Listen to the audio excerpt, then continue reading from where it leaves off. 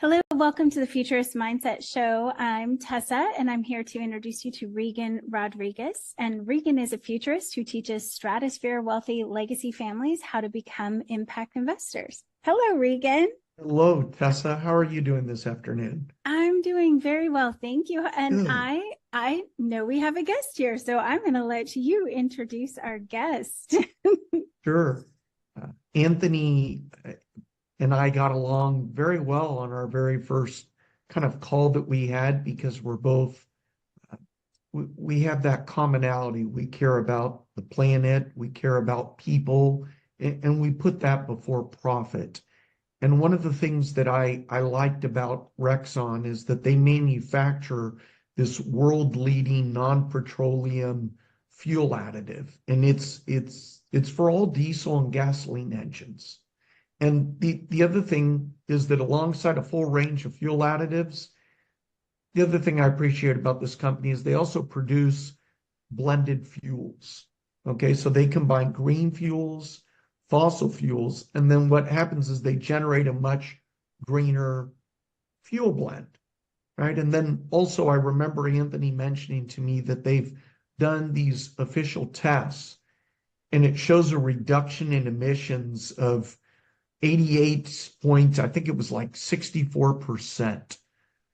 So from there, Tessa, why don't you ask Anthony a kind of a quick intro, and then we'll let Anthony go from there. Absolutely. Well, Anthony, can you tell us what problem you're solving for people, how you solve it, and why people should trust that you are the one to solve that problem? Yeah, sure. Thanks. And yes, look, the problem has been coming for quite some time, and it all started with the reduction of sulfur in fuels. And yes, it's necessary, but what people tend to forget is that by reducing sulfur and reducing it every single couple of years, it's like a match. A match has got sulfur in the end. Now, the less sulfur there is, the less combustion it's going to be eventually.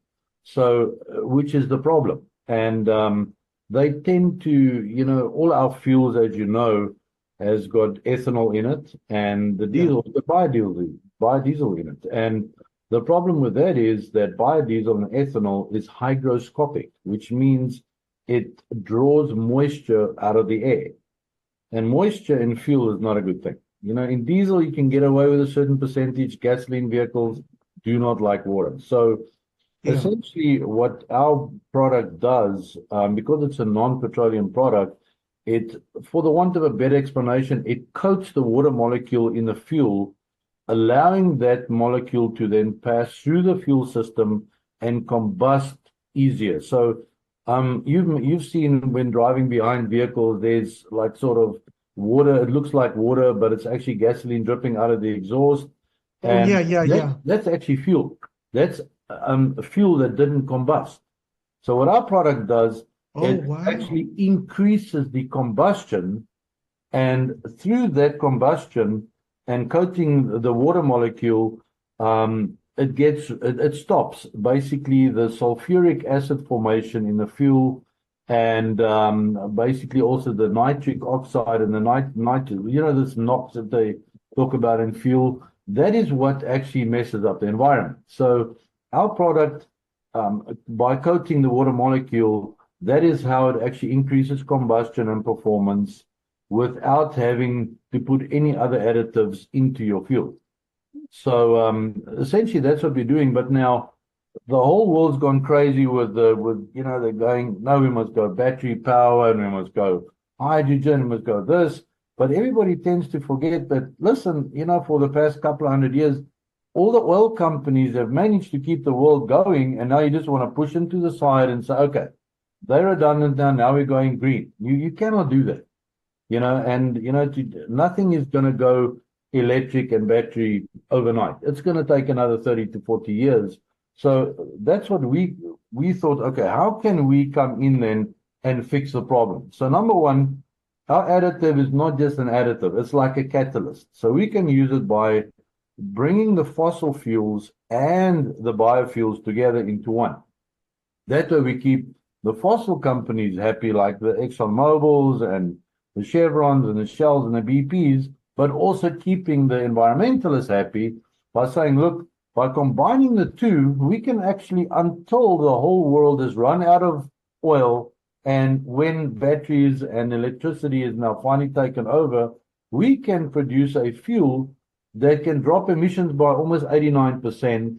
It increases performance and combustion. But because we are blending the fuels, the IRS has come in and given incentives through the RINs system, which is the Renewable Index Number. That's what RIN stands for, which means we can get a very big incentive per every gallon of fuel that we produce. And that we can then pass along to the gas station owners, who in turn can reduce the pump price to the public. And that's what they all want to do, because gas prices, in inflation, it's just out of whack. So we can bring down, so it's a multiple step process. So we looking after the environment, we're looking after the vehicle, so it reduces maintenance, it reduces breakdowns, better performance, better combustion, so you're going to have less fuel usage. And at the same time, you're also dropping fuel pricing by we can drop it by almost 50 cents a gallon, easily, without even... Wow. And look, because the producer, we don't mind, because the RINs, that rebate, we cannot claim it, because we are the producer. The gas station owner, so it gets passed along to the gas station owner, so they are the ones, and the public, that score the reduction in the fuel price. So it sort of, kills multiple birds with half a stone type thing. So it's a very great product. And because it's also a green product, that's the way to go. And, but also what we're also busy with, being, the producers of that product being a green product and a non-petroleum product, we're actually looking at the next phase is actually coming up with a fully green synthetic gasoline and diesel. But not essentially just a pure biodiesel or a pure ethanol, but actually a synthetic fuel that's got basically all the characteristics of what we want the fuel to be at a greatly reduced price. So that's essentially what we're doing. And, the product has been tested by big companies internationally, been tested by Rolls-Royce. Their laboratory tested and approved it in use of all of their engines. And I mean, Rolls-Royce, they supply propulsion systems to the US Navy and many other navies, Coast Guards, MTU, which is now owned by Rolls-Royce. They supply a lot of the even major engines for ships, to the military, even to the army and their tanks. They're very big in offside power generation, in power generators and stuff like that. So they're very big.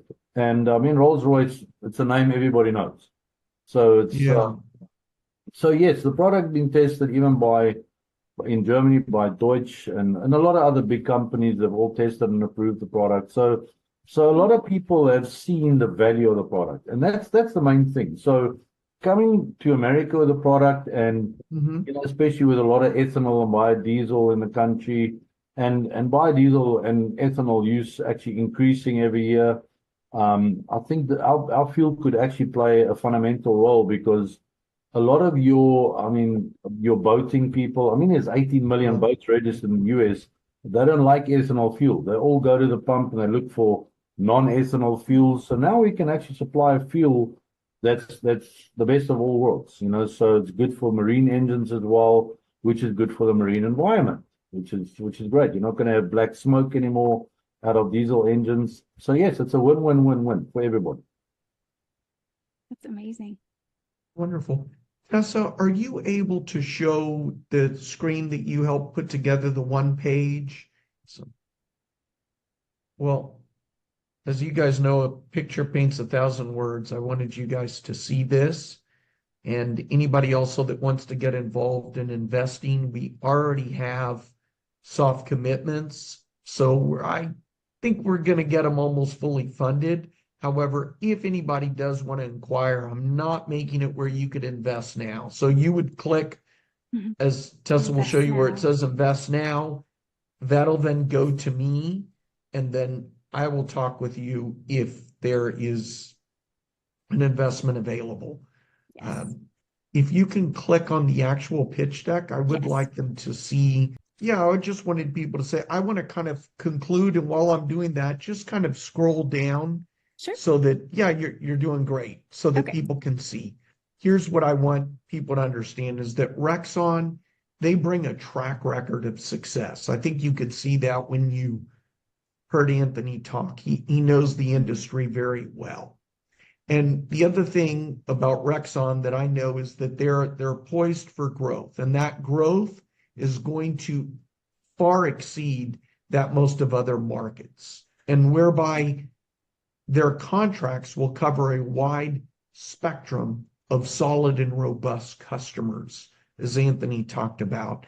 The other thing that Anthony and I went over one of the first times that we spoke is that regardless of economic or political situation locally and internationally, the products are must-haves, right? And I'm referring to must-haves based on the delivered value to customers in the enlightenment and the environmental targets. So on that note, why don't you just go ahead and close, Tessa, and we'll conclude. Yes, I think we've gotten absolutely. a lot Well, accomplished in just about 20 minutes here. yes, yes. Well, if you'd like to find out more, sign up so that you can get the pitch deck. You just go to Fifth Avenue Capital, which is fifth 5THAAVC.com, and click portfolio, and you'll see Rexxon down on that page. You can click to go through to the offering, and definitely look into this amazing company. It sounds like an awesome opportunity for us as consumers as well as investors. So that's exciting. And if you'd like to get notifications when we go live each Friday at noon, hit the bell to get the reminders when we go live. So we'll see you all next week. Thank you so much. Have a great week, everyone.